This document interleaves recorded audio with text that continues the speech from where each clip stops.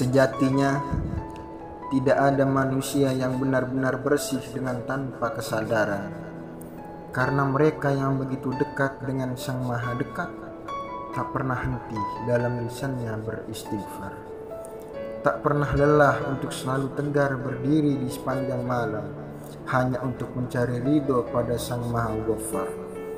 Namun kita orang awam adalah anak kecil yang hanya ingin sekedar main-main tanpa memikirkan masa yang akan datang. Mau sampai kapan kawan? Peringatan Allah sudah banyak mengingatkan kita, namun tak kunjung jua kita sadar.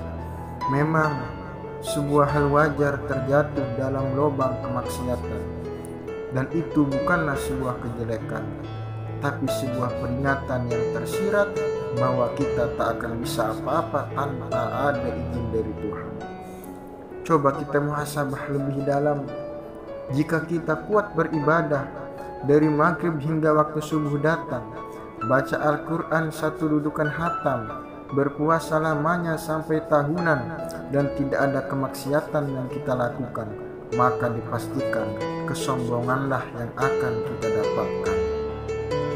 Maka dengan adanya kemaksiatan yang kita lakukan, hakikatnya adalah Allah memanggil kita untuk merendah diri bahwa kita semua sedikit pun tidak punya kekuatan, dan untuk tidak sombong sewaktu melihat orang lain melakukan kemaksiatan, karena kita pun pernah melakukan hal yang sama di waktu silam. Waliduna mengatakan, jadilah orang yang suci, namun jangan pernah merasa suci, karena sampai kapanpun kita tak akan bisa lepas dari jatuh dalam sebuah kemaksiatan, karena yang bisa hanya orang yang memiliki maqam ihsan. Namun janganlah pernah berhenti meminta ampun pada Tuhan, walaupun dosa dan kesalahan kita bagai buih di lautan, karena ampunan Allah meliputi arus semua alam. Wallazina idza fa'alu fahishatan aw zalamu anfusahum zakarullaha fastaghfaru lidzunubihim.